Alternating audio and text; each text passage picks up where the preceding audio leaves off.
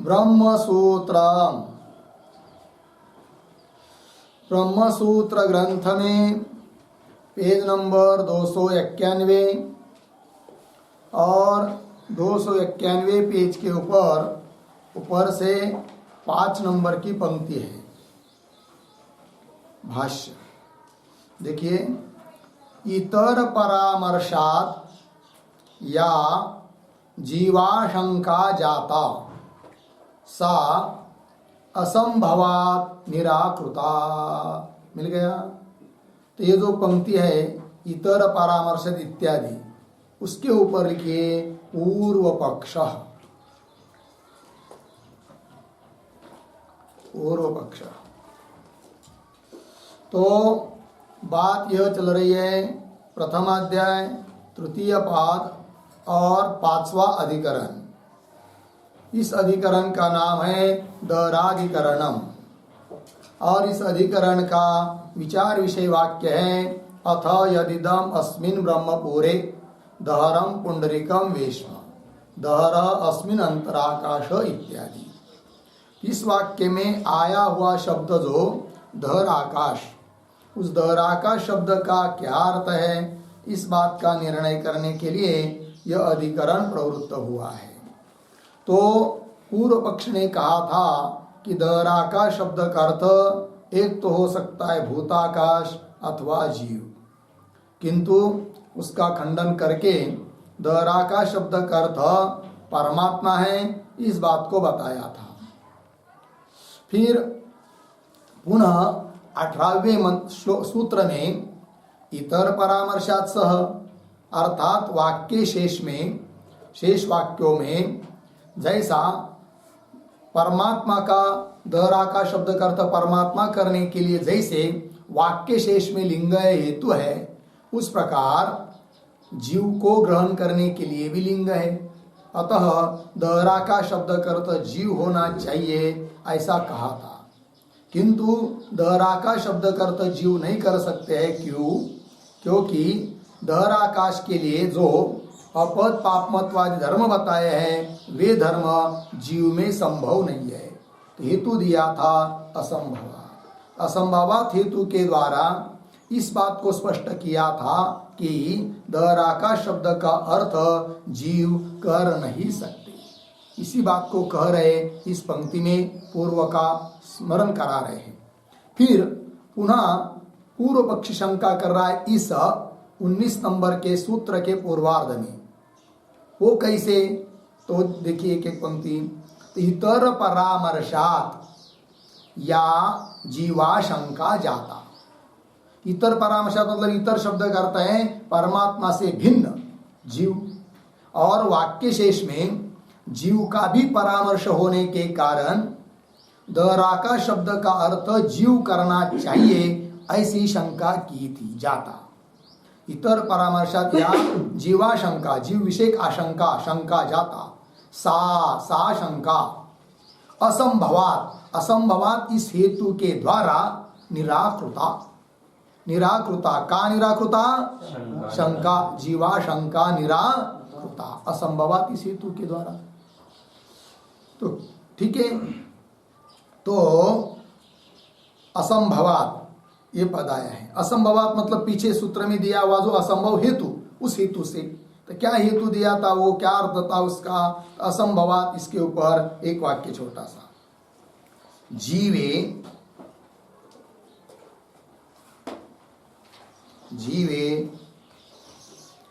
अपहत पापमत्वादि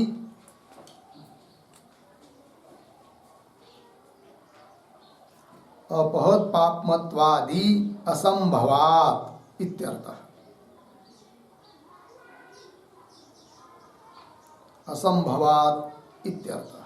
ठीक है, तो जीव में अपहत पापमत्वादि धर्मों का संभव न होने के कारण दहर आकाश शब्द का अर्थ जीव नहीं हो सकता है, इस बात को कहा था। अब क्या कहा जा रहा है इस सूत्र से, 19 नंबर के सूत्र से? तब बता रहे भगवान भाष्यकार, आगे की पंक्ति देखिए।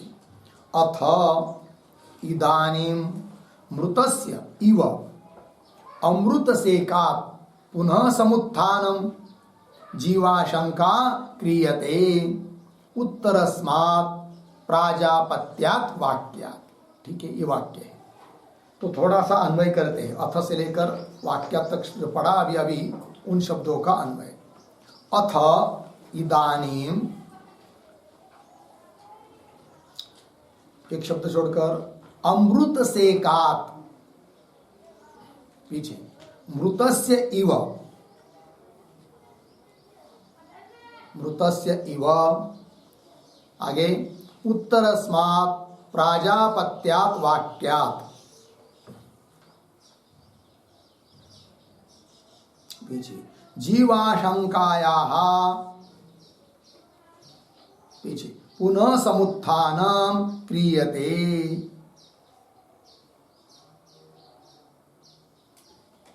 ठीक है, देखिए भाई अर्थ।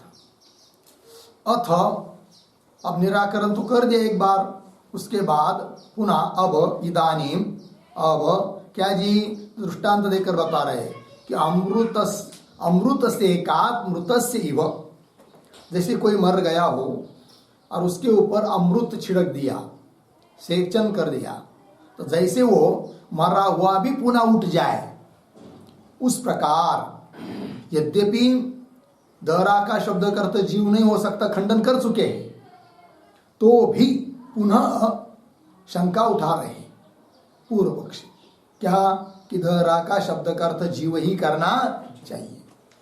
तो कौन सा अमृत छिड़क रहे हैं पुनः उस शंका को उठाने के लिए? तब कह रहे देखिए, तो अमृत से कात मृतस्य इव, दृष्टांत हुआ। उस प्रकार उत्तरस्मात् प्राजापत्यत वाक्यात्, ये हेतु।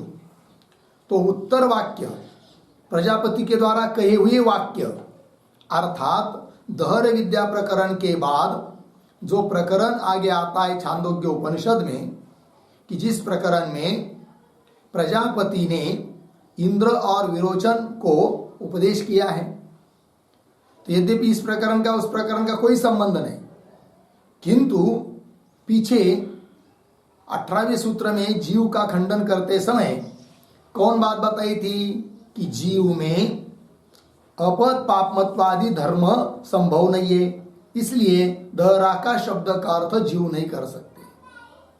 अब आगे आने वाला जो प्रकरण है प्रजापति वाक्य, प्रजापति के द्वारा कहे हुए वाक्य, उत्तर वाक्य, आगे आने वाले वाक्य, उनमें प्रजापति ने जीव में भी बताए है क्या? अपद पापमत्वादि धर्म।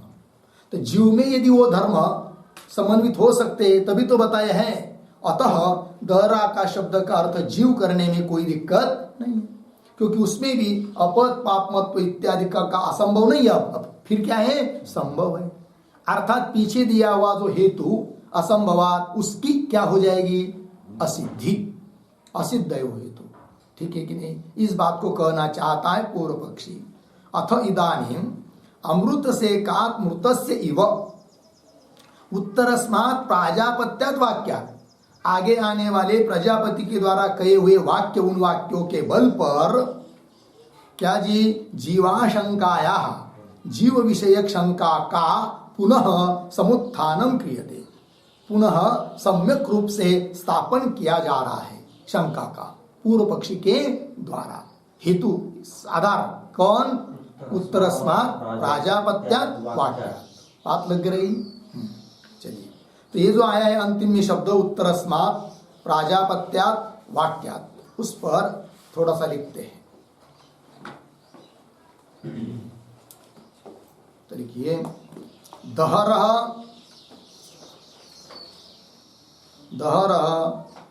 जीवः अस्तु, जीवः अस्तु, अर्धविराम। एतत् पूर्वसूत्रे, एतत् पूर्वसूत्रे निराकृतम् अपि,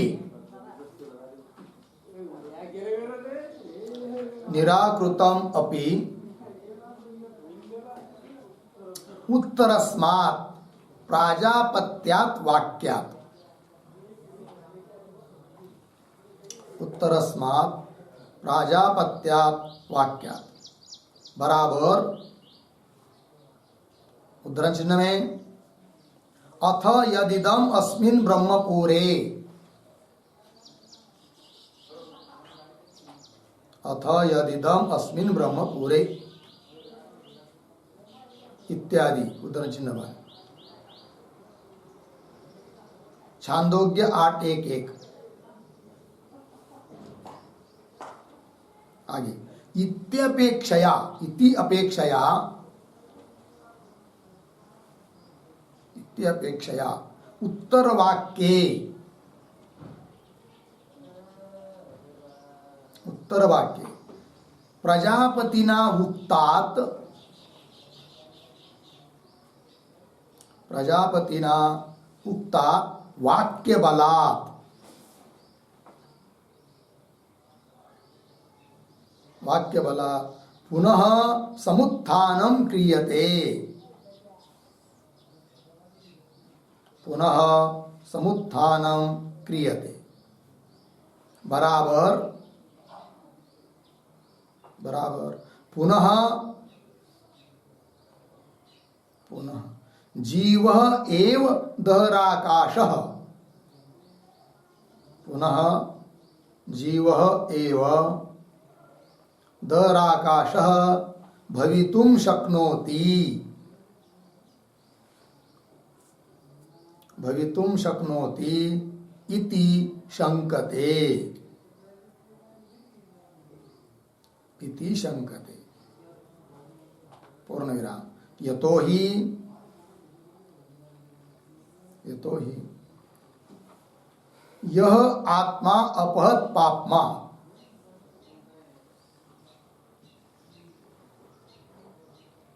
यह आत्मा अपहत पाप्मा इत्यादि प्रजापति वाक्ये, इत्यादि प्रजापति वाक्ये जीवस्य एव, जीवस्य एव अपहत पापमत्वादि धर्माः,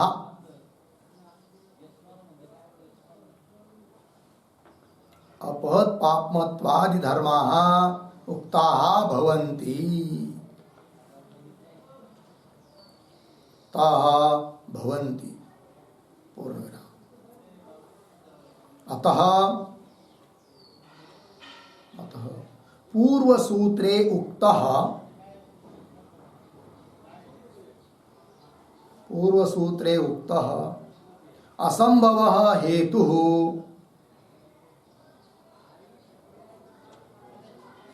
असंभवः हेतुः न सिद्ध्यति, न सिद्ध्यति इति शंका कर्तुः आशयः अस्ति, इति शंका कर्तुः आशयः अस्ति इत्यर्थः। ठीक, देखिए भाई अर्थ कि दहर जीव अस्तु, ये पूर्व पक्ष ने कहा था दहर आकाश जीव, जीव ही मानो, दहर आकाश शब्द का अर्थ जीव, किंतु इस बात का पूर्व सूत्र में निराकरण किया है। पूर्व सूत्र निराकृतम अपि, निराकरण करने पर भी उत्तरस्मात् प्राजापत्यात् वाक्य, भाष्य के शब्द है। मतलब क्या? अथ यदिदम अस्मिन् ब्रह्मपुरे, ये जो वाक्य है दहर विद्या का वाक्य, इस अधिकरण का विचार विषय वाक्य, इस इति अपेक्षया, इसकी अपेक्षा उत्तर वाक्य, आगे आने वाला वाक्य छांदोग्य उपनिषद में, उस वाक्य में प्रजापति ना उक्तात वाक्य बलात्, प्रजापति के द्वारा कहे हुए जो वाक्य उनके बल पर पुनः समुत्थानम क्रियते। मतलब क्या? पुनः जीव एव दहर आकाश भवितुम शक्नोति इति शंकते, जीव ही दहर आकाश हो सकता है, इस बात की पुनः क्या की जा रही है? शंका की जा रही है। क्योंकि यतो ही यह आत्मा अपहत पापमा, जो आत्मा है वो पाप रहित है, इत्यादि प्रजापति ने कहे हुए जो वाक्य है, उस वाक्यों में जीव के ही धर्म बताए हैं, वो अपहत पापमत्वादि। तो जीवस्य एव अपहत पापमत्वादि धर्माः उक्ताः भवन्ति। अतः पूर्व सूत्रे 18वें सूत्र में कहा हुआ जो हेतु असंभव, असंभवात ये हेतु, तो पूर्व सूत्रे उक्त असंभव हेतु न सिद्ध्यति, अर्थात हेतु असिद्धि इति शंका कर्तु आशय हो गया। आइए मूल में होगा इतना। हाँ, तो पुनः शंका की जा रही है। कैसी क्या शंका की जा रही है तो बता रहे फिर। तो जीव के धर्म कैसे होते हो अपहत पापमत्वादि, उन सभी बातों का विचार आगे की पंक्ति में दे रहे। तत्र ही यह आत्मा अपहत पापमा इति अपहत पापमत्वादि गुणकम आत्मानं अन्वेष्टव्यम विजिज्ञासितव्यम च प्रतिज्ञाय यह एष अक्षणी पुरुष दृश्यते एष आत्मा इति ब्रुवन्। ठीक है, देखो इतने का अर्थ देखिए। तत्र ही यह आत्मा, ही तत्र यह आत्मा है कि नहीं। उस प्रजापति वाक्यों में पहला ही वाक्य दिया है क्या, यह आत्मा अपहत पापमा, जो आत्मा है वो पाप रहित है। अपहत पाप मतलब पाप रहित है। इति इस प्रकार अपहत पापमत्वादि गुणकम, अपहत पापमत्वादि गुण वाला आत्मा है और उसी आत्मा का अन्वेषण करना चाहिए, खोज करनी चाहिए, उसी को विशेष रूप से जानने की जिज्ञासा करनी चाहिए, ऐसी प्रतिज्ञा की है। ठीक है, देखिए तो यह आत्मा अपहत पापमा इति अपहत पापमत्वादि गुणकम आत्मानम, अपहत पापमत्वादि गुण वाले आत्मा का ही अन्वेष्टव्यम, अन्वेषण करना चाहिए। च और विजिज्ञासितव्यम, विशेष रूप से उसको जानने की जिज्ञासा करनी चाहिए। इति प्रतिज्ञाय, ऐसी क्या की है, प्रतिज्ञा की है, प्रजापति ने बताया। फिर उसके बाद उपदेश करना आरंभ कर दिया इंद्र को, विरोचन को। ठीक है, तो प्रतिज्ञाय फिर क्या उपदेश किया, तो यह एष क्षणिक पुरुष दृश्यते एष आत्मा इति ब्रुवन्, ऐसा कहता हुआ प्रजापति उपदेश दे रहे हैं। तो क्या, यह एष अक्षिणी पुरुष, अक्षिणी यह पुरुष, यह एष पुरुष दृश्यते, आंखों में है कि नहीं, जो यह पुरुष दिखाई देता है यह वह यही आत्मा है, इस प्रकार। ठीक है ना, ऐसा प्रजापति बोल रहे, किसको, इंद्र को, विरोचन और इंद्र को। तो अक्षिणी यह एष पुरुष दृश्यते, आंखों में जो यह पुरुष दिखाई दे रहा है, एष आत्मा इति ब्रुवन्, ऐसे बोल रहे हैं कौन, प्रजापति। फिर बोलते हुए क्या कर रहे हैं, अक्षिस्थम द्रष्टारम जीवम आत्मानं निर्दिशति। अक्षिस्तम, आंख में स्थित, दृष्टा स्वरूप जो जीव रूप आत्मा, उस आत्मा का क्या करते हैं, निर्देश करते हैं। लग गया जी। तो दृष्टा जीव का आत्मा रूप से निर्देश करते हैं, निर्दिशति, निर्दिशति, कहाँ निर्दिशति, प्रजापति निर्दिशति, प्रजापति निर्देश कर रहे हैं, उपदेश दे रहे हैं। किस बात का उपदेश दे रहे हैं, जीव का उपदेश कर रहे हैं। और कौन से जीव का, कि जो जीव पाप आदि धर्म से रहित है, क्योंकि शुरू में प्रतिज्ञा वाक्य में ही कहा है कि यह आत्मा अपहत पापमा, जो आत्मा है वो अपहत पापमा है। फिर वो कौन है, तब आगे वाक्य बताया है कि यह एष अक्षिणी पुरुष दृश्यते, आंख में विद्यमान जो पुरुष है कि नहीं, उसको बताया। इति ब्रुवन् अक्षिस्तम द्रष्टारम जीवम, आंख में विद्यमान दृष्टा रूप जीव को आत्मा के रूप में निर्देश किया है। तो फिर वो आंख में विद्यमान दृष्टा रूप जीव कौन है, वो जीव ही है, तो जीव का उपदेश किया, अर्थात उस जीव में धर्म बताया है, कौन से, अपहत पापमत्वादि। तो जीव में भी वो धर्म संभव है। अतः दहरा का शब्द का अर्थ जीव करने में कोई दिक्कत नहीं है। क्यों आप मान नहीं रहे थे दहरा का शब्द का अर्थ जीव, इसलिए कि उसमें अपहत पापमत्वादि धर्म संभव नहीं हो सकते, इसलिए नहीं मानते थे। किंतु इस प्रसंग से पता चल रहा है कि जीव में भी अपहत पापमत्वादि धर्म संभव है।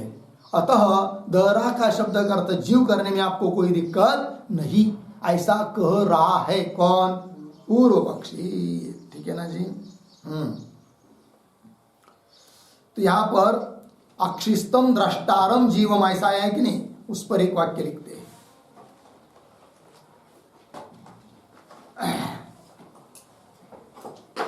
प्राधान्यात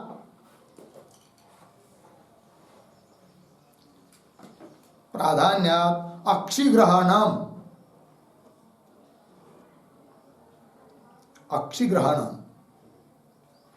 सर्वैः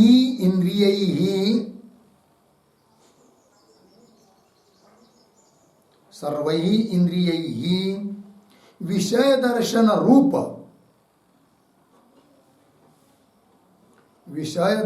रूप जागृत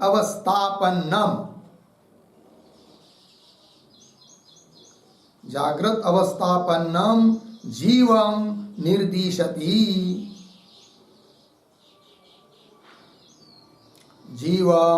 निर्दिशति इत्यर्थः। ठीक है, अर्थ देखिए भाई। तो आंख का ही, नेत्र का ही ग्रहण क्यों किया? तो बता रहे हैं कि सभी इंद्रियों में प्रधान है नेत्र, अतः प्राधान्य, प्रधान होने के कारण अक्षि ग्रहण, किंतु केवल आंख का ही ग्रहण नहीं। तात्पर्य क्या? तो सर्वई इंद्रिय, सभी इंद्रियों के द्वारा विषय दर्शन रूप जागृत अवस्थापन्न जीव का निर्देश किया है। प्रजापति ने जीव का उपदेश किया है इंद्र आदि को। कैसा जीव? जागृत आदि अवस्थापन्न जीव। ठीक है, चलिए। द्रष्टारम जीवम आत्मानं निर्दिशति, आगे चलिए। एतम तु एव ते भूयः अनुव्याख्यास्यामि इति च तम एव पुनः पुनः परामृश्य य एष स्वप्ने मह्यमानः चरति एष आत्मा इति। ठीक है, चलिए। और हुआ क्या? तब तो बता दिया, प्रजापति ने इंद्र आदि को उपदेश कर दिया, क्योंकि 32 वर्ष तक ब्रह्मचर्य का व्रत धारण करते हुए, सेवा करते हुए वो रह रहे थे इंद्र और विरोचन। फिर 32 वर्ष के बाद पूछा, तुम किस लिए आए हो और क्यों रह रहे हो यहाँ? तब उन्होंने कहा था, हम आत्मा को जानने के लिए आपके पास आए हैं। ठीक है, फिर आत्मा का उपदेश मैं करता हूँ। तब शुरू कर दिया, यह आत्मा अपद पापमा, यहाँ से। फिर उसके बाद बताया, यह अक्षिणी पुरुष, यह येष अक्षिणी पुरुष दृश्यते, ये बात बताई। फिर दोनों अपने घर चले गए। और फिर उसमें से जो विरोचन था, असुरों का राजा, उन्होंने विचार किया, आंखों में विद्यमान जो पुरुष है वो तो छाया है, और वो कैसा आत्मा हो सकता है? किंतु वो छाया तब होती है जब हमारा शरीर उन आंखों के सामने आता है। शरीर उस आंख के सामने नहीं आता है तो छाया दिखती नहीं है। इसका मतलब वो आंख में दिखाई देने वाली छाया वो आत्मा नहीं है, अपितु वो छाया जिस शरीर की है, सामने वाले के शरीर की है, वो शरीर ही आत्मा है। ऐसा निश्चय करके वो घर में ही बैठ गया। कौन? विरोचन। किंतु इंद्र को चैन नहीं पड़ी। इंद्रों ने विचार किया, ठीक है, छाया में दिखाई देने वाली, आंख में दिखाई देने वाली छाया वो तो आत्मा हो ही नहीं सकती, किंतु वो छाया जिसकी है, ऐसा शरीर भी कैसा आत्मा हो सकता है? क्योंकि शरीर तो विकारी है, नाशवान है, और नाशवान कैसा आत्मा होगा? अतः उनका समाधान नहीं हुआ इंद्र का। फिर पुनः वो गया किनके पास? प्रजापति के पास। और फिर कहा कि भाई हमको समझ में नहीं आया आत्मा। तो पुनः वो बोले, प्रजापति क्या बोले? एतम तु एव ते भूयः अनुव्याख्यास्यामि। एतम आत्मानम, इस आत्मा का ही तुमको, ते तुभ्यम भूयः पुनः अनुव्याख्यास्यामि, इसी आत्मा का मैं पुनः तुमको उपदेश करता हूं, कर रहा हूं, ऐसा बताया। इति च तम एव पुनः पुनः परामृश्य, तम एव आत्मानमेव, जिस आत्मा का उपदेश शुरू में किया था अक्षिस्त पुरुष आदि करके, उसी का पुनः पुनः परामर्श करके, तम आत्मानम एव पुनः पुनः परामृश्य। परामृश्य मतलब स्मृत्वा। परामृश्य शब्द का अर्थ क्या करेंगे? स्मृत्वा। उसी का पुनः पुनः स्मरण करके, अनुसंधान करके उपदेश कर रहे हैं प्रजापति। फिर दोबारा क्या उपदेश किया? तो पहले बार जो उपदेश किया वो वाक्य था यह एष अक्षिणी पुरुष, अर्थात जागृत अवस्थापन्न विश्व रूप जीव का उपदेश किया प्रथम वाक्य में। किसने? किसको? प्रजापति ने इंद्र आदि को। किंतु जब समाधान उनका नहीं हुआ तो वापस आए तो पुनः उसी आत्मा का उपदेश किया। किंतु कौन से आत्मा का उपदेश किया? तो सुषुप्त क्या स्वप्न अभिमानी जो तेजस आत्मा है जीव, उसका उपदेश किया। कुल मिलाकर है तो अंतिम में जीव का ही उपदेश है कि नहीं? और उस जीव के लिए बताया है क्या? अपद पापमत्व आदि। चलिए, तो तम एवं पुनः पुनः परामृश्य, फिर उपदेश कर रहे आगे, यह एष स्वप्ने मह्यमान चरति एष आत्मा, ये उपदेश किया। थोड़ा अन्वय श्रुति के पदों का। स्वप्ने यह एष मह्यमान, आगे सर, स्वप्ने स्वप्नावस्था में जो यह मह्यमान ऐसा जो है वही आत्मा है, ये कह दिया। शब्द आया है मह्यमान, मतलब क्या? तो उसका अर्थ लिखिए, मह्यमान बराबर वासनामयैः विषयैः,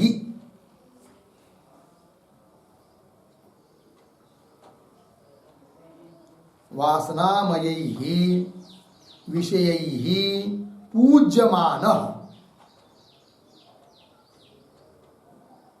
पूज्यमानः चरति, चरति बराबर भोगम अनुभवति,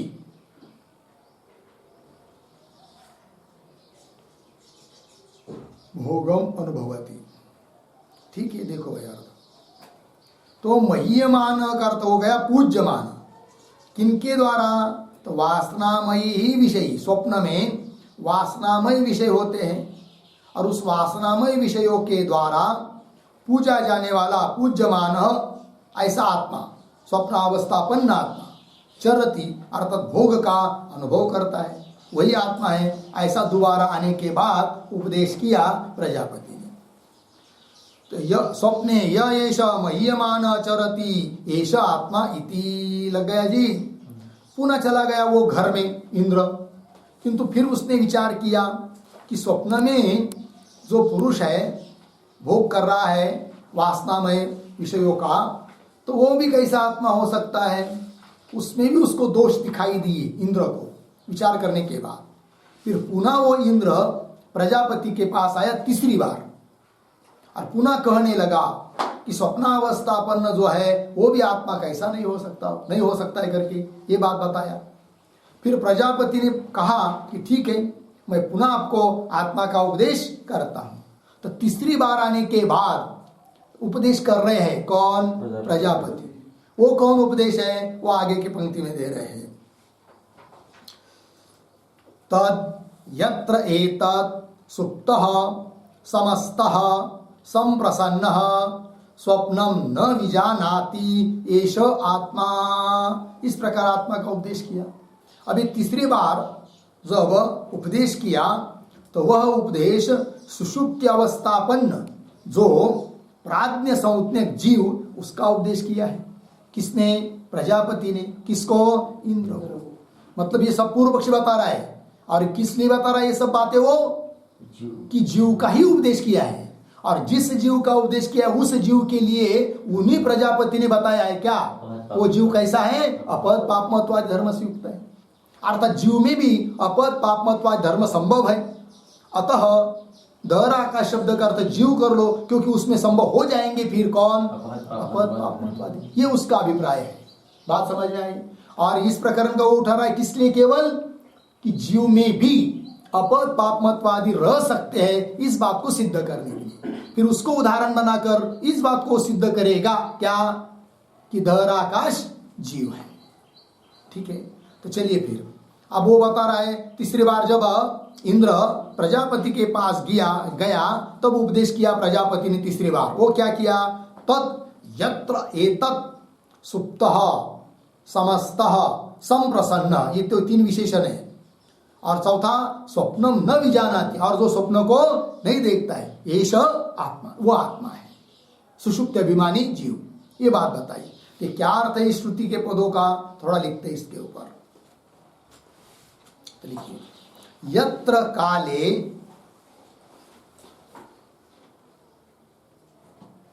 यत्र काले तत् एतत्, तत् एतत् बराबर जीवः, जीवः, आगे प्रतीक सुप्तः, सुप्तः बराबर स्वपनम यथा स्यात्, स्वपनम यथा स्यात् तथा सुप्तः, तथा सुप्तः, पूर्ण विराम। आगे प्रतीक समस्तः, समस्तः बराबर सम्यक अस्तः, सम्यक अस्तः बराबर निरस्तः, निरस्त। करणग्रामः यस्य, करणग्रामः यस्य सः समस्तः,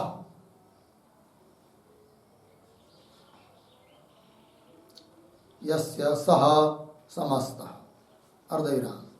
अतएव, अतएव संप्रसन्नः, संप्रसन्नः बराबर उपसंहृतकरणत्वात्,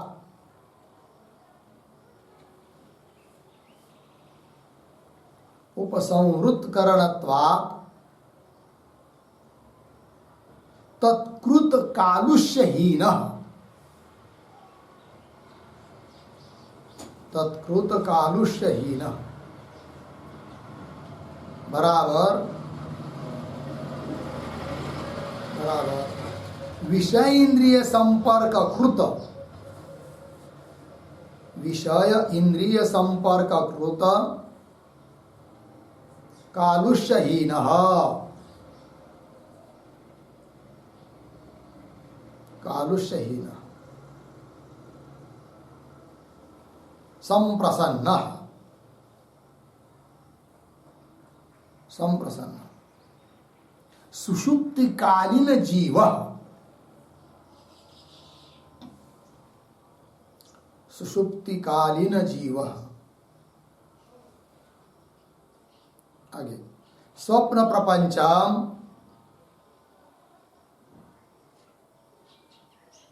स्वप्न प्रपंचम न विजानाति, न विजानाति, पूर्ण विराम। स्वप्न प्रपंचम, स्वप्न प्रपंचम अज्ञान मात्रत्वेन, अज्ञान मात्रत्वेन विलापयति, विलापयति, पूर्ण विराम। अतः अज्ञान सत्वात्,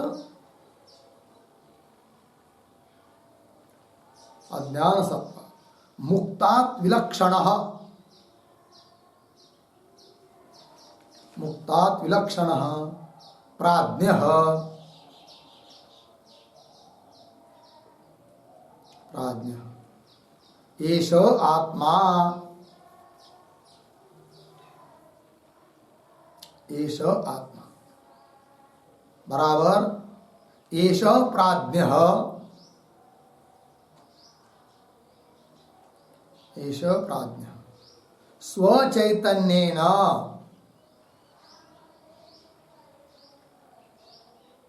स्वचैतन्येन कारण शरीर साक्षी,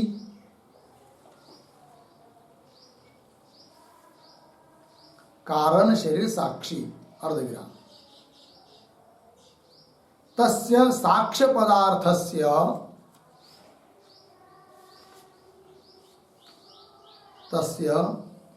साक्ष्य पदार्थस्य कारण शरीरादेः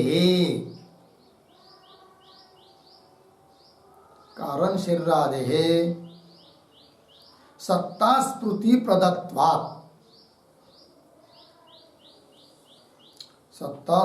प्रदत्वात् आत्मा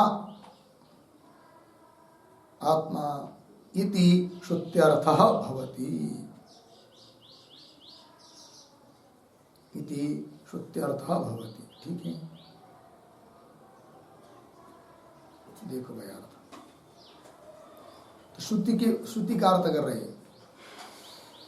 तो यत्र काले, जिस काल में, तदेतत् वह यह जीव कि सुप्त का मतलब स्वप्नम यथा स्यात् तथा सुप्त, निद्रा जिस प्रकार आवे उस प्रकार सोया हुआ सुप्त।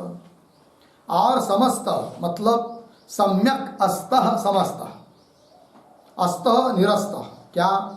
करण ग्राम समूह, करण इंद्रियादिकों का समूह कि निरस्त हुआ है जिसका, उसको कहेंगे समस्त। तो सुषुप्ति अभिमानी जो जीव है उसके लिए कोई इंद्रिय ग्राम, इंद्रिय समूह जागृत नहीं है, निरस्त हुआ है, लय हुआ है। तो निरस्त करण ग्राम यस्य सह समस्त, अतएव इसलिए संप्रसन्न। तो क्या हुआ? सुप्त समस्त संप्रसन्न। संप्रसन्न मतलब क्या? उसका भी अर्थ कर दिया। उपसंवृत्त करणत्वात्, सभी इंद्रिय उपसंवृत्त हो जाने के कारण, तत्कृत उन इंद्रियों के द्वारा होने वाला जो कालुष्य, उस कालुष्य से रहित है वो। मतलब विषय इंद्रिय संपर्क से कृत, संपर्क से जन्य जो कालुष्य, उस कालुष्य से रहित होने के कारण उसको कहते हैं संप्रसन्न। कौन है वो? अर्थात सुषुप्तिकालीन जीव। उसी के लिए विशेषण आए हैं, सुप्ता समस्ता संप्रसन्न। सुषुप्तिकालीन जीव कैसा है वो? और तो स्वप्न प्रपंचम न विजानाति, अब वो स्वप्न को भी नहीं देख रहा है, क्योंकि सुषुप्तिकालीन जो जीव है उस समय स्वप्न पदार्थ है नहीं है। तो स्वप्न प्रपंचम न विजानाति, फिर कहाँ गए वो स्वप्न? फिर कौन बचा है? तो स्वप्न प्रपंचम अज्ञान मात्रत्वेन विलापयति, स्वप्न प्रपंच अज्ञान में लीन हो गया है। अतः अज्ञान सत्वात्, स्वप्न प्रपंच नहीं बचा, किंतु सुषुप्ति काल में कौन है विद्यमान? अज्ञान, और उस अज्ञान को प्रकाशन करने वाला आत्मा। अतः अज्ञान सत्वात्, अज्ञान विद्यमान है, इसलिए सोया हुआ पुरुष और मुक्त पुरुष, इन दोनों में अंतर है। मुक्त जो पुरुष है उसमें केवल स्वस्वरूप की प्रतीति है, अज्ञान नहीं है। और सुषुप्ति काल में भी आत्मा ही है, किंतु कैसा? अज्ञान सहित है, अज्ञान विशिष्ट है। अतः सोए हुए पुरुष को मुक्त नहीं कर सकते। अतः अज्ञान सत्वात् मुक्तात् विलक्षणः प्राज्ञ एष आत्मा, प्राज्ञ है संज्ञा जिसकी, ऐसा आत्मा सुषुप्ति अभिमानी। तो एष प्राज्ञ, यह जो प्राज्ञ रूप जीव है वह स्वचैतन्येन, अज्ञान उपाधि को अधिष्ठान भूत जो चैतन्य, उस चैतन्य के माध्यम से, चैतन्येन वो क्या? कारण शरीर का भी क्या बनता है? साक्षी, कारण शरीर साक्षी। साक्ष्य हुआ, साक्षी और साक्ष्य, साक्षी हुआ चैतन्य, और उस साक्षी के द्वारा प्रकाशित होने वाली जो वस्तु, उसको कहेंगे क्या? साक्ष्य, साक्ष्य पदार्थ। तो साक्ष्य कौन है यहाँ पर? कारण शरीर, अज्ञान। तो स्वचैतन्येन कारण शरीर साक्षी, तस्य साक्ष्य पदार्थस्य, वो जो साक्षी के द्वारा प्रकाश जाने वाले पदार्थ, कारण शरीरादेः, उन कारण शरीरादिक को सत्ता स्फूर्ति प्रदत्वा, सत्ता स्फूर्ति देने वाला होने से यह आत्मा हुआ। ठीक है कि नहीं? इसलिए कौन हुआ? यह प्राज्ञ है। इसी को कह दिया समस्त, सुप्त, संप्रसन्न, और यही है क्या? सुषुप्ति अभिमानी जीव, जो कि स्वप्न प्रपंच को नहीं जानता है। ठीक है, आइए मूल पंक्ति में, भाष्य में, तद यत्र एतत् सुप्तः समस्तः संप्रसन्नः स्वप्नम न विजानाति एष आत्मा। मतलब तीसरी बार जब इंद्र गया तब यह उपदेश किया है प्रजापति ने, अर्थात किसका उपदेश किया है? जीव का ही उपदेश किया है। पहली बार उपदेश किया वो क्या? विश्वरूप चैतन्य विश्वरूप जीव का उपदेश किया। दूसरी बार उपदेश किया वो स्वप्न अवस्थापन्न जीव का उपदेश किया, और तीसरी बार उपदेश किया वो सुषुप्ति अवस्थापन्न जीव का उपदेश किया है। आगे चलिए, इति च जीवम एव अवस्थांतर्गतम व्याचष्टे। ठीक है जी, इति च कैसा पढ़ेंगे? इति च अवस्थांतर्गतम जीवम एव व्याचष्टे। अवस्थांतर्गतम अन्य अन्य अवस्था को प्राप्त हुआ जो जीव, उस जीव का ही व्याख्यान किया है। किसने? प्रजापति ने। तो व्याचष्टे इसका कर्ता कौन? प्रजापति। प्रजापति ने व्याख्यान किया है, उपदेश किया है, जीव का ही उपदेश किया है। इतना ही कि अलग अलग अवस्थापन्न जीव का उपदेश किया है, किंतु अंतिम में उपदेश तो जीव का ही है। अवस्थांतर्गतम जीवम एव व्याचष्टे, लगा इतना? यहां पर एक पद आया अवस्थांतर्गतम, उसका अर्थ लिखिए। स्वप्नावस्थातः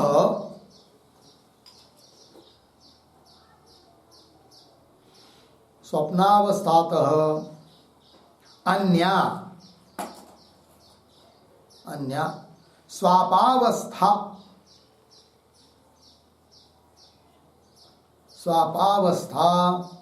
अवस्थांतरम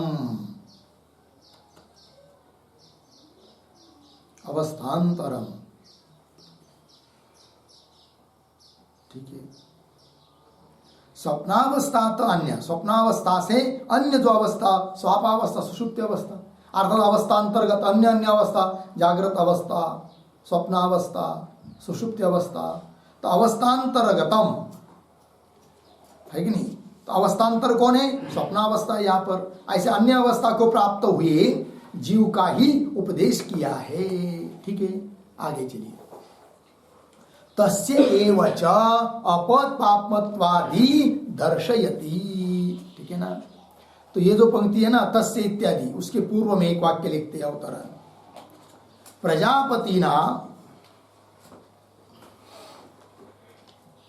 प्रजापतिना जीवः निर्दिष्टः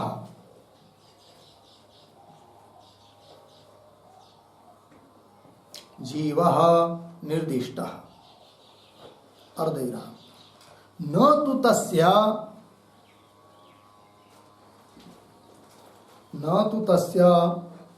अपपापमत्वादि गुणत्वम्, न तु तस्य अपपापमत्वादि गुणत्वम् इति आशंक्य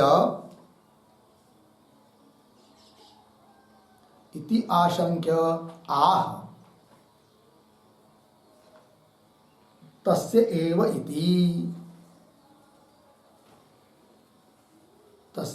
इति पूर्ण विराम। प्रकृष्ट धर्मादि अनुष्ठानात्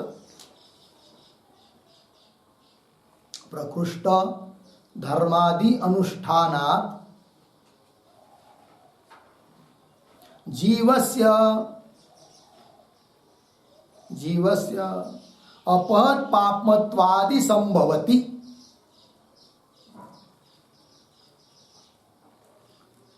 जीवस्य अपहत पापमत्वादि संभवति इत्यर्थः। देखो भाई अर्थ। तो अभी तक जो चिंतन हुआ उनमें केवल इतना ही तात्पर्य निकला कि प्रजापति ने जीव का उपदेश किया है। फिर पूर्व पक्षी कोई कहेगा कि भाई प्रजापति ने तो जीव का ही निर्देश किया है, जीव का ही उपदेश किया है, किंतु उस जीव में अपहत पापमत्वादि गुण रहते हैं, ये तो नहीं बताया है। न तो तस्य अपहत पापमत्वादि गुणत्वम इति आशंक्य, नहीं बताया है। ऐसी कोई शंका करेगा तो वैसा कोई शंका न करे, इसलिए स्पष्ट कर रहे हैं कि प्रजापति ने जीव का उपदेश किया और केवल जीव का ही उपदेश नहीं किया तो उन जीव के लिए अपद पापमत्वादि गुण भी बताए हैं। वो कौन पंक्ति में बताया है, इस बात का स्पष्टीकरण कर रहे। देखिए पंक्ति, तस्य एव च अपद पापमत्वादि दर्शयति। तस्य एव जीवस्य एव, उस जीव के ही धर्म बताया है अपद पापमत्वादि। किसने? प्रजापति ने। किनको? हाँ, इंद्र आदि को। तस्यैव च अपद पापमत्वादि दर्शयति, अपद पापमत्वादि गुण दिखा रहे हैं, प्रजापति दर्शयति। कौन पंक्ति से? वो पंक्ति दे रहे आगे, एतत् अमृतम अभयम एतत् ब्रह्म इति। ठीक है ना? यही जीव जिसका उपदेश किया वो अमृत है, मरण धर्म से रहित है, अभय है, भय धर्म से रहित है, और यही ब्रह्म है। इति, इस प्रकार का क्या किया? उपदेश किया है। अर्थात जीव में अपद पापमत्वादि धर्म बताया है, अमृतत्वादि धर्म बताया है। अर्थात जीव में धर्मों का संभव है। अतः दहरा का शब्द का अर्थ जीव कर लो, और उसमें अपद पापमत्वादि जैसे वहां संभव है ऐसे यहां भी संभव हो जाएंगे। अतः दहरा का शब्द का अर्थ जीव को छोड़कर अन्य परमात्मा आदि नहीं करना चाहिए। कौन कह रहा है? पूर्व पक्षी। बात समझ में आ रही है? आगे चलिए। नाह खलु अयम एवं संप्रति आत्मानं जानाति, अयम अहम अस्मि इति नो एव इमानि भूतानि इति च सुषुप्त अवस्थायाम दोषम उपलभ्य। ठीक है, देखिए भाई, अब क्या हो रहा है? तो तीसरी बार जब इंद्र प्रजापति के पास आया तब प्रजापति ने उपदेश किया था। कौन से पंक्ति से? कौन? नहीं, उसके आगे। हाँ, तत् यत्र एतत् सुप्तः समस्तः संप्रसन्न। तीसरी बार जब आया तब, वही ना, तीसरी बार जब इंद्र आया तो इस प्रकार सुषुप्त अवस्थापन्न जीव का उपदेश किया। ठीक है ना? फिर कोई कहे, फिर इंद्र पुनः वापस चला गया अपने घर में। फिर विचार किया उसने, हो सकता है फिर सुषुप्त अभिमानी जो जीव वही हो सकता है आत्मा, परमात्मा, वही सर्वे सर्वा। फिर विचार किया, किंतु उसमें भी उसको क्या दिखाई दे, समाधान नहीं हुआ। पुनः वो चला आया किनके पास? प्रजापति के पास। फिर उस सुषुप्त अवस्थापन्न जीव के, और वो सब दोष बता रहा है वो, कि भाई वो भी कैसा आत्मा हो सकता है। फिर पुनः चौथे बार जब आया और दोष बताने लगा इंद्र, तब चौथे बार पुनः उपदेश किया। किसने? प्रजापति ने। फिर कोई कहेगा कि हो सकता है चौथे बार उस ब्रह्मरूप आत्मा का उपदेश किया होगा प्रजापति ने। तब पूर्व पक्षी कहता है कि नहीं, चौथे बार भी जीव का ही उपदेश किया है प्रजापति ने इंद्र को, और उसी जीव के अपद पापमत धर्म बताए। ये सिद्ध कर रहा है कौन? पूर्व पक्षी। ये सब पूर्व पक्षी कह रहा है। ठीक है, आगे चलिए। नाह इत्यादि।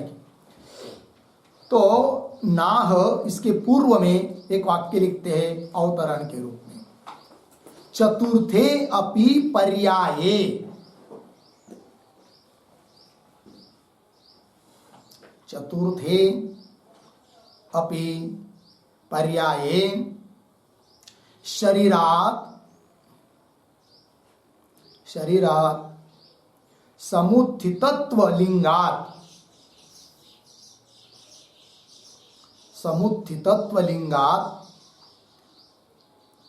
जीव एव निर्दिष्टः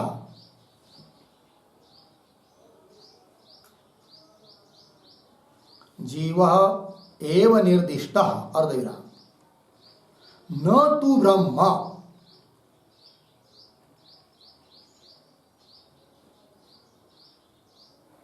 तु ब्रह्म इति आह पूर्व पक्षी।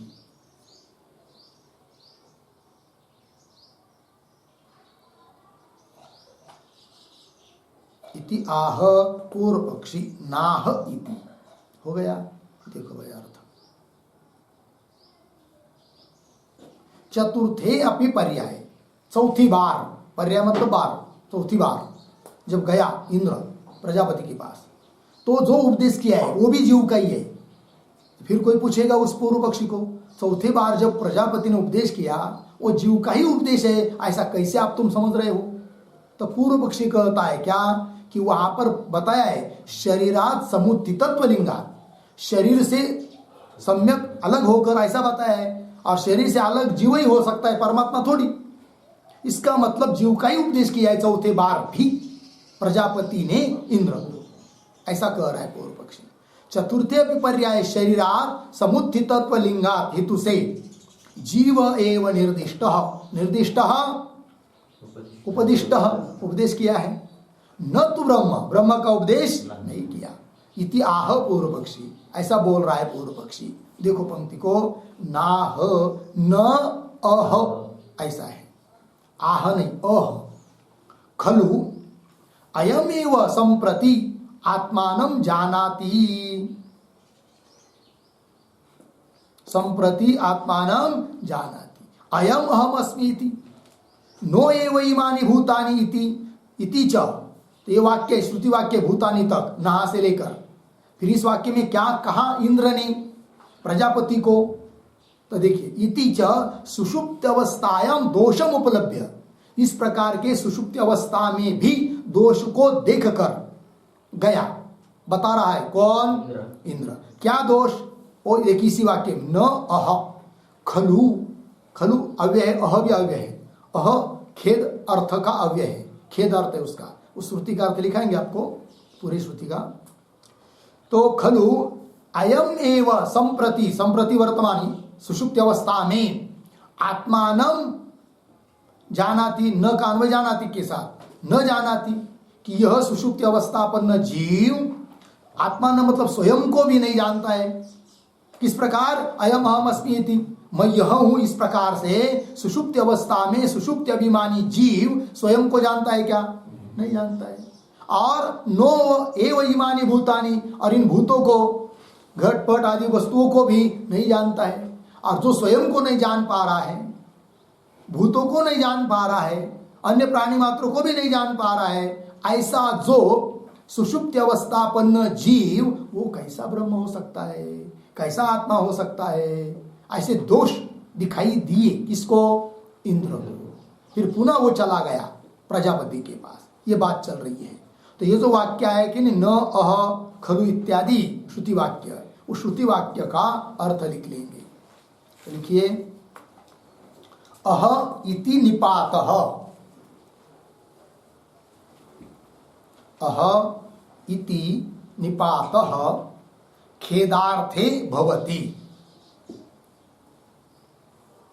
खेदार्थे भवति, पूर्ण विराम। आगे, खिद्यमानः,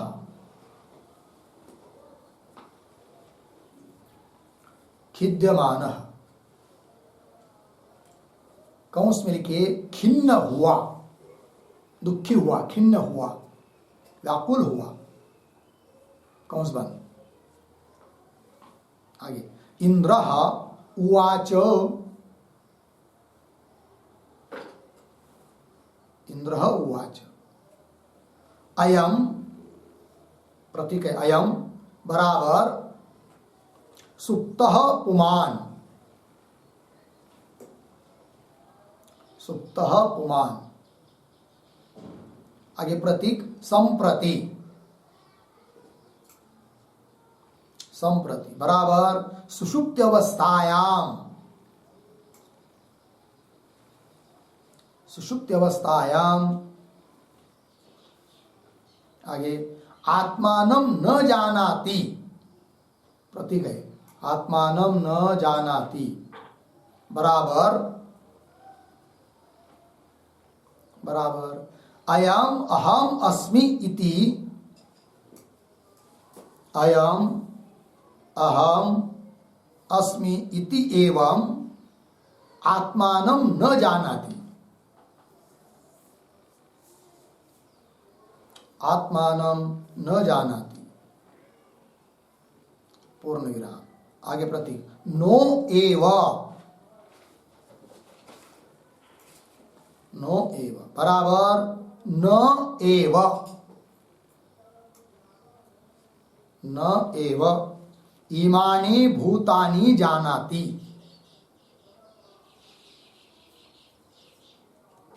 इमानि भूतानि जानाति। किंतु विनाशम एव प्राप्तः भवति। विनाशम एव प्राप्तः भवति।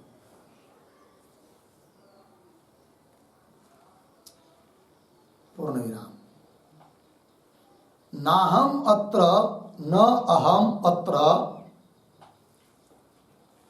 अहम अत्र भोग्यम पश्यामि। भोग्यम पश्यामि इति एवं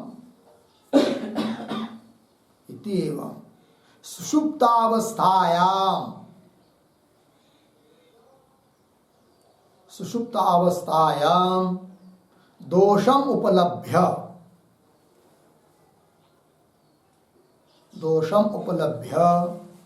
पुनः इंद्रः प्रजापतिम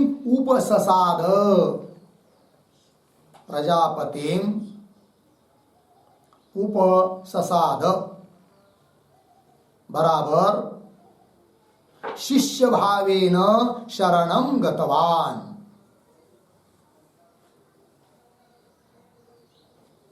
शिष्य भावेन शरणं गतवान।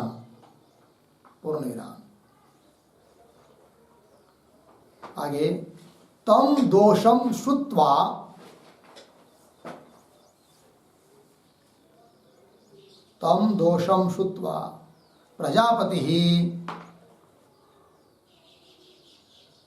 प्रजापति उपसन्नम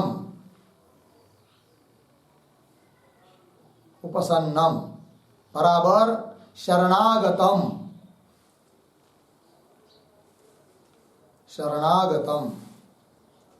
इंद्रम उवाच।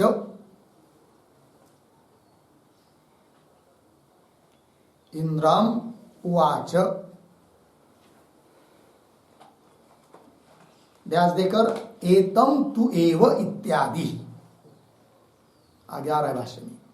एतम तु एव इत्यादि।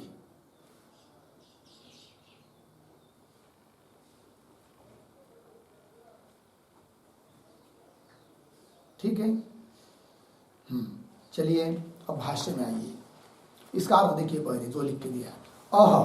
अह यह निपात है जिसका अर्थ है खेद। ठीक है। अह इति निपात। निपात मतलब एक शब्द है अव्यय, खेद अर्थ में। तो खिद्यमान इंद्र का विशेषण है खिद्यमान। व्याकुल हुआ, खिन्न हुआ, दुखी हुआ, परेशान हुआ। क्या करूं, 32 साल रहकर भी मुझे ब्रह्म ज्ञान नहीं हो पा रहा है। कितने बार जाऊं, कितने बार यात्रा करूं? कहा प्रजापति के पास। ठीक है कि नहीं। तो खिद्यमान इंद्र उवाच, वो बोला। क्या बोला? अयम प्रतीक है। अयम मतलब सुप्त अपमान सोया हुआ पुरुष। संप्रति मतलब सुषुप्त अवस्था में आत्मानं न जानाति, स्वयं को नहीं जानता है। कैसे? अयम अहम अस्मि, यह मैं हूं, इस रूप से स्वयं को नहीं जानता है। इति एवं आत्मानं न जानाति। और नो एव का अर्थ न एव। क्या? इमानि भूतानि जानाति, इन भूतों को भी नहीं जानता है, प्राणी मात्र को। किंतु विनाशम एव प्राप्त हो, जैसे कि विनाश को ही प्राप्त हुआ है ऐसा पड़ा रहता है सुषुप्ति अवस्था में। तो वही आगे, न अहम अत्र भोग्यम पश्यामि, मैं या भोग्य को भी नहीं देख रहा हूं। इति एवं सुषुप्ति अवस्थायाम दोषम उपलभ्य, सुषुप्ति अवस्था में दोष को देखकर पुनः इंद्र प्रजापति उपससाद, पुनः इंद्र प्रजापति के पास उपससाद। उपससाद का अर्थ कर दिया शिष्य भावेन शरणम गतवान, शिष्य भाव से पुनः वो शरण गया। फिर सब दोष बताए, फिर उन दोषों को सुन लिया प्रजापति ने। तम दोषम श्रुत्वा, सुनकर प्रजापति ही बोलने लगा। तो प्रजापति किसको? इंद्र को। कैसा इंद्र? उपसन्नम इंद्रम, उपसन्नम शरणागतम, शरण आए हुए उस इंद्र को बोल रहे हैं कौन? प्रजापति। उवाच, प्रजापति उवाच। किस पंक्ति से? एतम तु एव, आगे आ रहे भाष्य में, ठीक है, श्रुति आ रही है। तो देखिए, आइए मूल में, भाष्य में, न अह खलु अयम एव, ये सब शब्दों का अर्थ लिख के दिया है। अयम एवं संप्रति आत्मानम, सुषुप्त अवस्था में आत्मा को, स्वयं को नहीं जानता है कि अयम अहम अस्मि इति। नो एव इमानि भूतानि, इन भूतों को भी नहीं जानता है। इति, इस प्रकार सुषुप्त अवस्थायाम दोषम उपलब्ध, सुषुप्त अवस्था में दोष को उपलब्ध करके जानकर फिर गया इंद्र प्रजापति के पास, प्रजापति को सब बात सुनाई। फिर प्रजापति पुनः उपदेश करने लगा, वो इस पंक्ति से, एतम तु एव। अब लिखा था ना अंतिम में, प्रजापति उवाच, तो प्रजापति बोल रहे आप कौन पंक्ति से? एतम तु एव। आइए भाष्य में, एतम तु एव ते भूयः अनुव्याख्यास्यामि, नो एव अन्यत्र एतस्मात् इति च उपक्रम्य। मिल गया? तो थोड़ा अन्वय करते हैं शब्दों का। एतम तु एव ते भूयः अनुव्याख्यास्यामि, यहां तक सरल है। फिर आगे, एतस्मात्, पीछे अन्यत्र, नो एव, आगे इति च उपक्रम्य, ठीक है। चलिए भाई, अर्थ तो ऐसा उपक्रम किया प्रजापति ने, आरंभ किया उपदेश करने के लिए। एतम तु एव ते, एतम तु ये मतलब इसी आत्मा को, ते तुभ्यम भूय पुनः अनुव्याख्यास्यामि, मैं उपदेश करूंगा, इससे अतिरिक्त और कुछ नहीं है, ये बता रहे हैं प्रजापति। तो ये जो श्रुति आई है एतम तु एव इत्यादि, उसका भी अर्थ लिख लीजिए आप। एतम एव आत्मानम, एतम एव बराबर, एतम एव बराबर उपदिष्टम आत्मानम एव, उपदिष्टम आत्मानम एव। आगे प्रतीक ते बराबर तुभ्यम,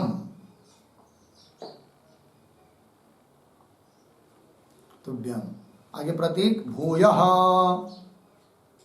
बराबर पुनः, पुनः अपि व्याख्यास्यामि, व्याख्यास्यामि पूर्ण विराम। प्रतीक एतस्मात् बराबर प्रकृतात् आत्मनः, प्रकृतात् आत्मनः। आगे प्रतीक अन्यत्र बराबर अन्यम, अन्यम। आगे प्रतीक नो एव बराबर न एव व्याख्यास्यामि, न एव व्याख्यास्यामि। इति उपक्रम्य, इति उपक्रम्य, उदाहरण चिन्ह में मघवन, मघवन मर्त्यम वा इदम शरीरम, मर्त्यम वा इदम शरीरम, उदाहरण चिन्ह बंद। छांदोग्य 8:12:1।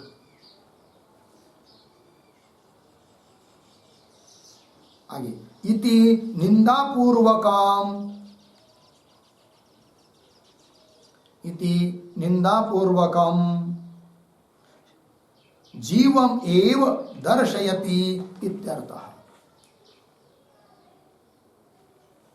जीवम एव दर्शयति इत्यर्थः। ठीक है, चलिए भाई और देखिए। एतम एव मतलब जिस आत्मा का उपदेश किया है उसी उपदिष्ट आत्मा को ही ते तुभ्यम तुमको भूय पुनः अपि व्याख्यास्यामि, पुनः व्याख्यान करूंगा मैं।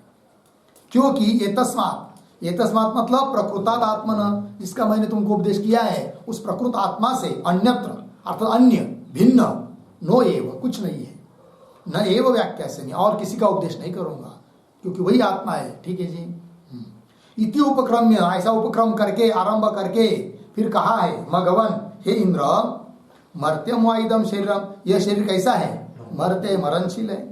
इति निंदा पूर्वकम, शरीर आदि की निंदा पूर्वक जीवम एवं दर्शयति, जीव को ही बताया है, जीव का ही उपदेश किया है प्रजापति ने इंद्र को।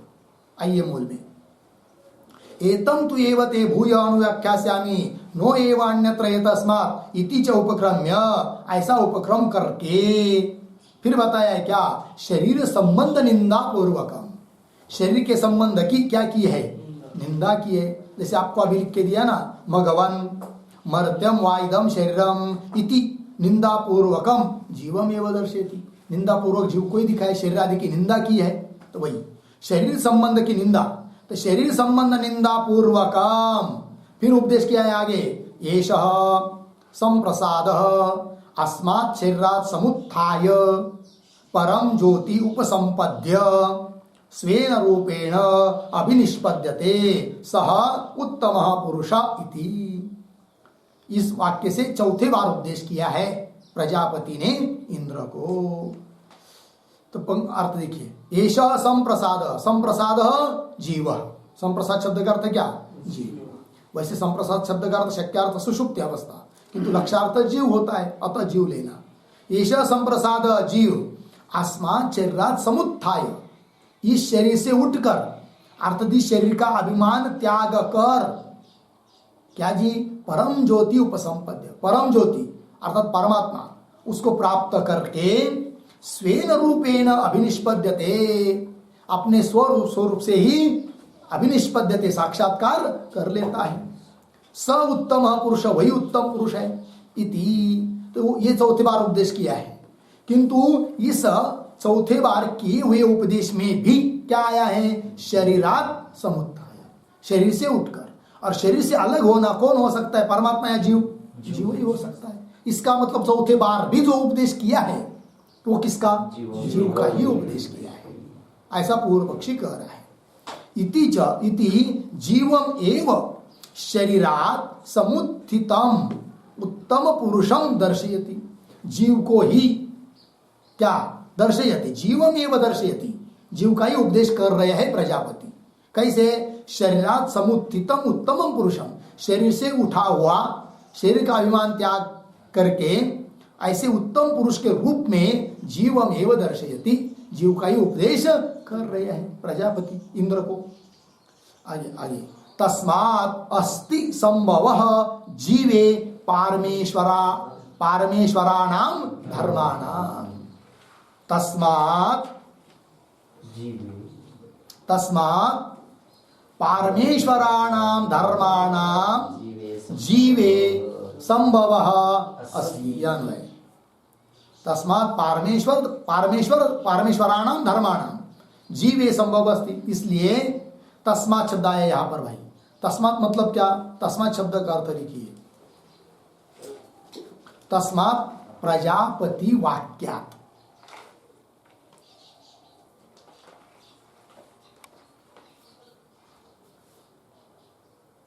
तस्मात् का मतलब है प्रजापति वाक्य। प्रजापति के वाक्य के बल पर ये जाना जा रहा है क्या?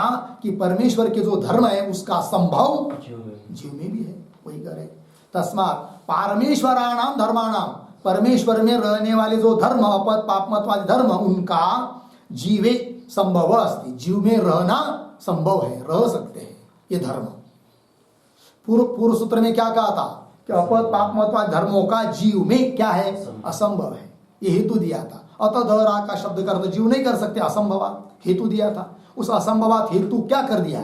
असिद्ध, क्योंकि उस जीव में भी अपद पापमत्वादि धर्म रह सकते हैं। ये कैसे जाना? प्रजापति वाक्य। तस्मात् पारमेश्वराणाम धर्माणाम जीवे संभव अस्ति। लग गया इतना? फिर इतना सब बात जो पूर्व पक्ष ने कही, वो सब कहने का उसका क्या तात्पर्य है वो दे रहे आगे के पंक्ति में, अतः इत्यादि पंक्ति से। अतः दहर अस्मिन् अंतराकाश इति जीव एव उक्तः इति चेत् कश्चित् ब्रूयात्। ठीक है ना? अतः, अतः जो आया ना वाक्य, अतः के पूर्व में लिखिए एक छोटा वाक्य अवतरण। पूर्व सूत्रोक्त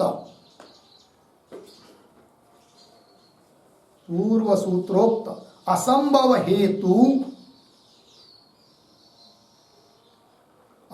हेतु असिद्धि फलम आह। असिद्धि फलम आह अतः इति। ठीक है जी। पूर्व सूत्र में 18 नंबर के सूत्र में जो असंभवात यह हेतु दिया था, उस असंभवात हेतु को असिद्ध सिद्ध कर दिया। तो असिद्ध सिद्ध करने से क्या फल निकला, क्या तात्पर्य निकला, वो बता रहे अतः इत्यादि पंक्ति से। अतः दहर अस्मिन् अंतराकाश, ये विचार विषय वाक्य है इस अधिकरण का।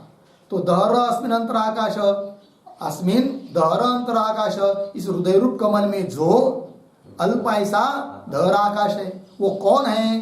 तो कह रहे जीव। दहर अस्मिन् अंतराकाश इति जीव एव उक्त। दहर आकाश शब्द से जीव को ही बताया है। ये कह रहा है कौन? पूर्व पक्षी। जीव एव उक्त इति चेत कश्चित् ब्रूयात्। इस प्रकार यदि कोई बोलता है तो तम प्रति ब्रूयात्, उसके लिए अब उत्तर देना चाहिए। तम प्रति ब्रूयात्, इसके ऊपर लिखे, तम के ऊपर सिद्धांत।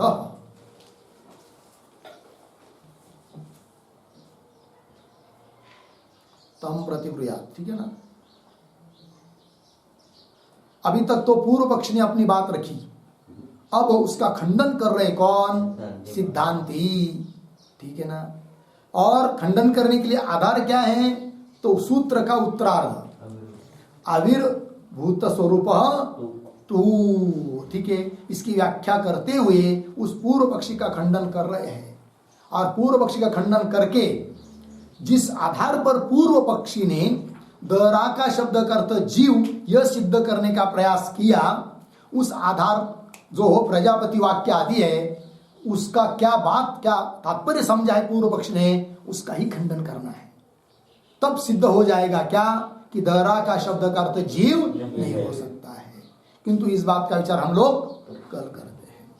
ओम पूर्णमदः पूर्णमिदं पूर्णात् पूर्णमुदच्यते पूर्णस्य पूर्णमादाय पूर्णमेवावशिष्यते। ओम शांति शांति।